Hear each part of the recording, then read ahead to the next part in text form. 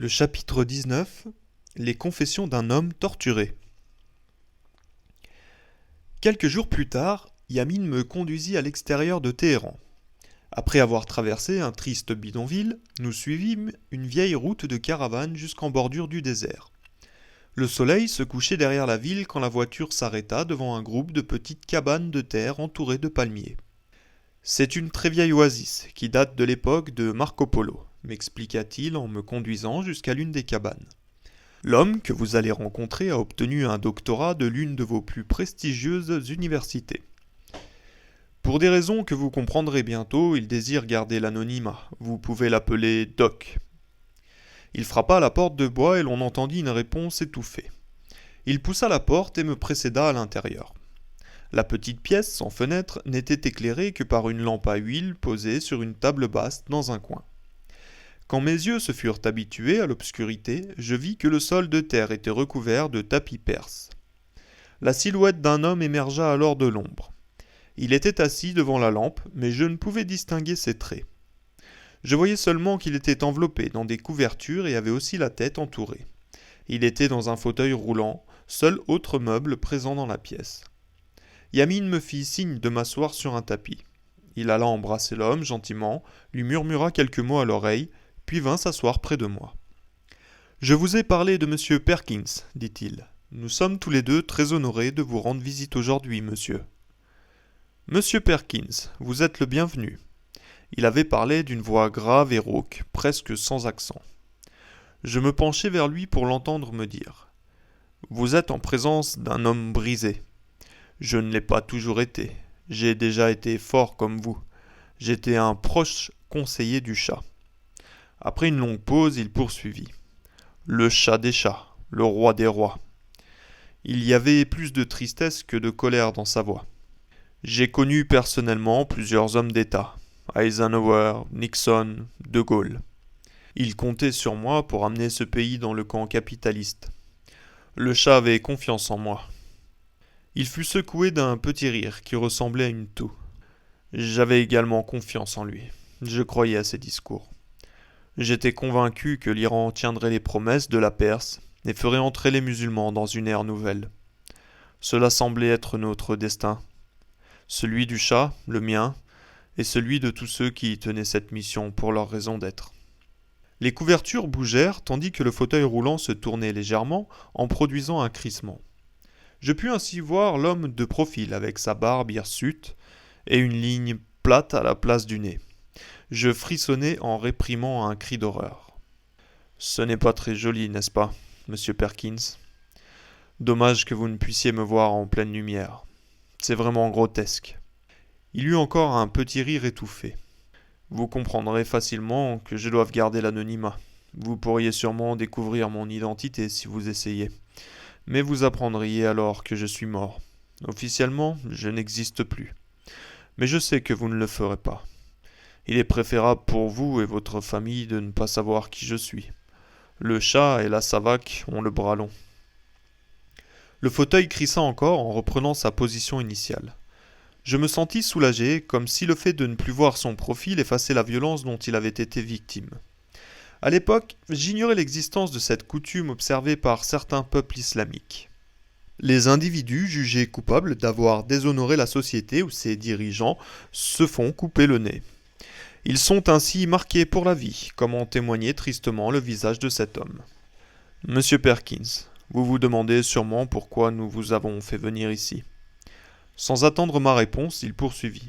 « C'est que, voyez-vous, l'homme qui se fait appeler le roi des rois est en réalité un être satanique.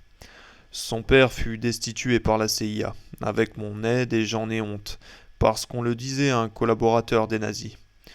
Puis il y eut cette calamité nommée Mossadegh.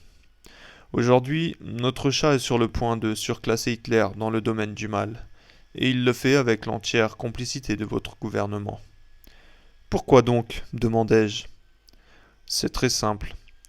Il est votre seul véritable allié au Moyen-Orient, et le monde industrialisé ne peut fonctionner sans le pétrole. Il y a aussi Israël, bien sûr, mais il constitue pour vous un handicap, non un atout. Et il n'y a pas de pétrole.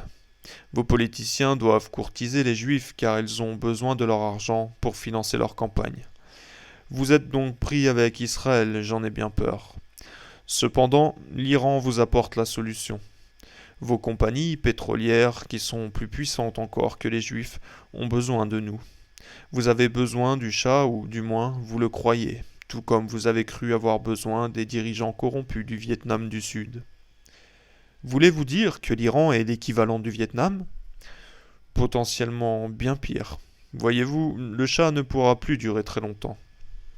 Le monde musulman le déteste, pas seulement les Arabes, mais tous les musulmans, ceux d'Indonésie comme ceux des États-Unis, mais surtout ceux d'ici, son propre peuple, les Perses. J'entendis un petit choc sourd et je me rendis compte qu'il avait frappé le bas de son fauteuil. Il est diabolique. Nous, les Perses, nous le détestons. Un silence suivit ces paroles. Je n'entendais plus que sa lourde respiration, comme si sa colère l'avait épuisé. Doc est très proche des mollahs, me dit calmement Yamin à voix basse. Il y a un énorme courant parmi les factions religieuses et il est répandu dans tout le pays, sauf chez une poignée de gens des classes commerciales qui bénéficient du capitalisme du Shah. Je vous crois sur parole, dis-je, mais je dois préciser que je n'en ai rien vu en 4 séjours ici. Tous les gens à qui j'ai parlé semblent aimer le Shah et se réjouir de l'essor économique. C'est parce que vous ne parlez pas le farsi, me fit remarquer Yamin. Vous n'entendez que les propos de ceux qui en bénéficient le plus. Ceux qui ont étudié en Amérique ou en Angleterre finissent toujours par travailler pour le Shah. Doc est une exception jusqu'ici. Il marqua une pause, comme pour bien penser ce qu'il allait dire. C'est pareil pour vos journalistes, ils ne parlent qu'avec le petit cercle de gens qui entourent le Shah. Évidemment, votre presse est en grande partie contrôlée par les intérêts pétroliers. Vos journalistes n'entendent donc que ce qu'ils veulent entendre et ils n'écrivent que ce que leurs annonceurs veulent lire. Pourquoi vous disons-nous tout cela, monsieur Perkins enchaîna Doc. Sa voix était encore plus rauque que tout à l'heure, comme si l'émotion et l'effort avaient épuisé le peu d'énergie qu'il avait rassemblé pour cet entretien. Il poursuivit. Parce que nous aimerions vous convaincre de partir et de persuader votre compagnie de ne pas s'ingérer dans ce pays. Sachez que vous vous faites des illusions si vous croyez pouvoir gagner beaucoup d'argent ici. Ce gouvernement ne durera pas. Je l'entendis encore frapper son fauteuil. Et quand il tombera, celui qui le remplacera n'aura aucune sympathie pour vous et vos semblables. Voulez-vous dire que nous ne serons pas payés?